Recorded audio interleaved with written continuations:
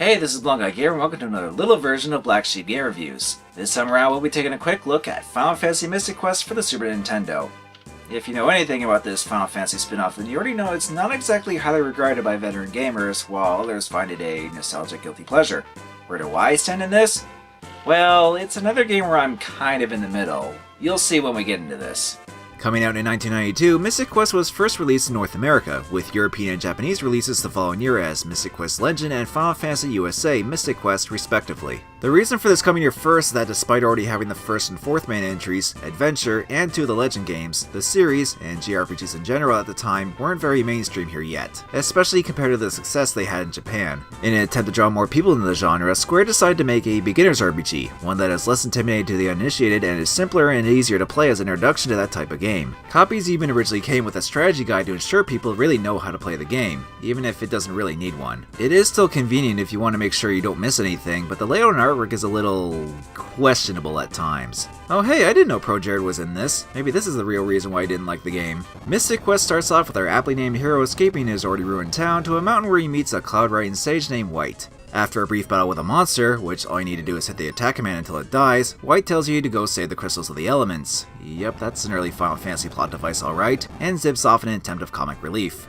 Get used to that because it happens a lot. The game is then a rather standard affair of go to places, fight the monsters, get the thing, or reactivate the crystal in this case, and rinse and repeat a few times with some more characters, areas, and weapons sprinkled along the way. Unfortunately, one of the biggest drawbacks and complaints of this game is that everything is too simplified and easy to the point where it could seem like Square thought we were too stupid back then to comprehend even the basic complexities of a standard RPG. Now, I'm actually going to go on a limb here and say I don't think the developers thought Americans were too stupid to grasp RPGs. They just wanted to make one that young children at the time could get into. One complaint I always see is the health being bars instead of numbers by default, which you can change anyway, but think about it. If the game is designed for kids that may not have even learned fractions yet in school, which indication of health is easier for them to understand?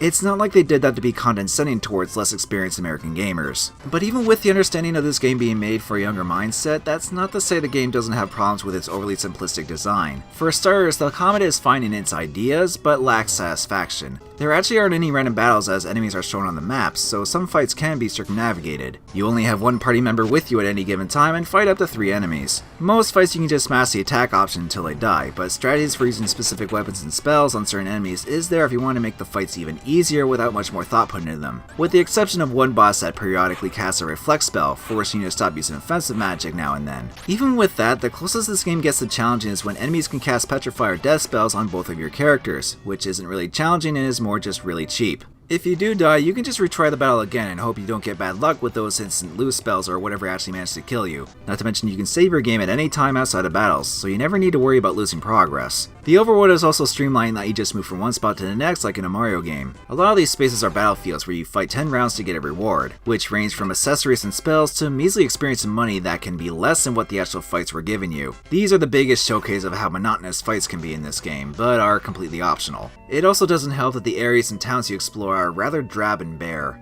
What does keep them interesting, a little at least, is that weapons actually have uses outside of battle. Axes can chop down trees, claws let you climb rock past, your sword stabs witches, bombs can blow up walls like an uninspired Zelda clone, you get a claw that acts like a grapple hook, a lot of Zelda inspiration here it seems. You are limited to 4 weapon types, but they make up for it by having them do something besides kill monsters. And with the L and R buttons, you can easily switch to whatever one you need, even during battles, which I actually liked in that it adds a little more depth in the combat, even if just a little. Spells for your character on the other hand are required by just finding them, and they are categorized in 3 types of magic: white, black, and wizard. You're a wizard, Harry.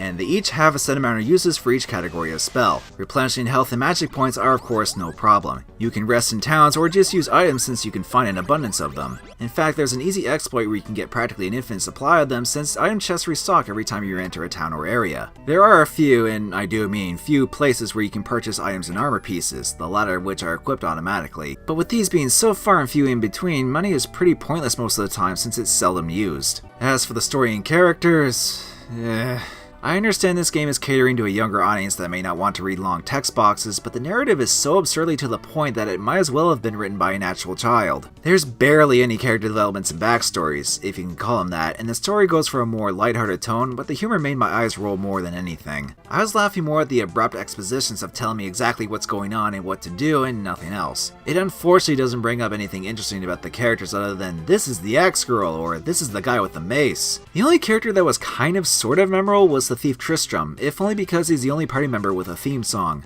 Yeah, I can't talk about Mystic Quest without mentioning music, and I do admit, it is the best part of this game. The soundtrack is good, ranging from orchestrated melodies to electric guitar battle themes. I personally wouldn't say it's amazing, but it still does the job well. Best track has to go to the final boss battle with the Dark King, even if the fight is really anticlimactic if you just use cure spells on him. Graphics, however, are a mixed bag. It is a pretty early Super Nintendo game, but compared to Final Fantasy IV, there's not much to look at. Sprite work is okay, with the monsters being the best detailed. A nice touch they did was that as enemies get weak, the sprite changes to show that, and some of them can be amusing. Bosses even go through multiple of these to show how far you are to killing them. The world, though, is just too simplistic looking, and the color scheme uses a fair amount of dull grays, browns, and blues, which only makes the areas with actual bright colors stand out more and not much else. But on a basic presentation level, Mystic Quest is still serviceable in showing what needs to be seen to make things clear. The big question, though, is, did I enjoy Mystic Quest? Well, at best it's okay, but at worst, it was kind of a bore.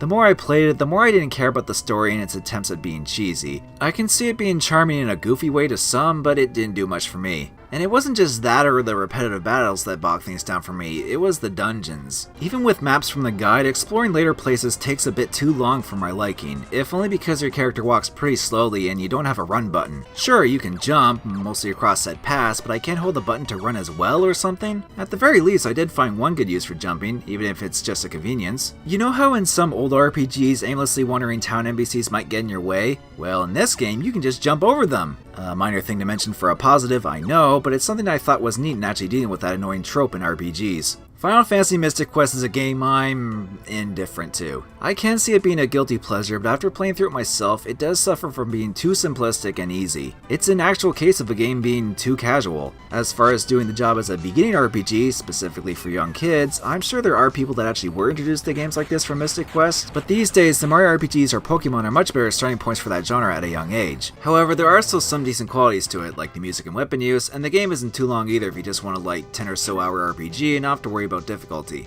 Regardless, while a thoughtful idea to try and encourage people to get into RPGs, it tried too hard to do so and backfired. It wouldn't be until Final Fantasy VII that Square finally got significant American mainstream attention for the series. I'd only give Mystic Quest a half-hearted recommendation in short bursts if you want a more easygoing RPG. Otherwise, for veterans of more intensive RPGs like myself, it's probably not going to win you over completely in the long run. I know I flip-flopped a lot in this review, but that's just how I feel about Mystic Quest. Though at the very least it does have its fans and is remembered for its better aspects.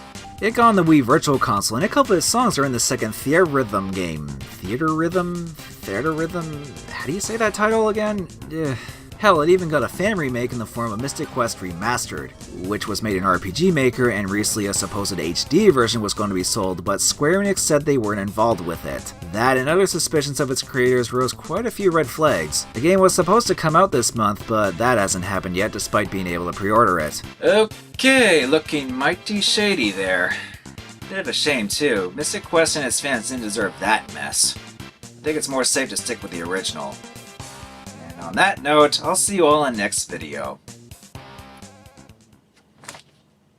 I think I should point this out to Pro Jared at Con Bravo this year.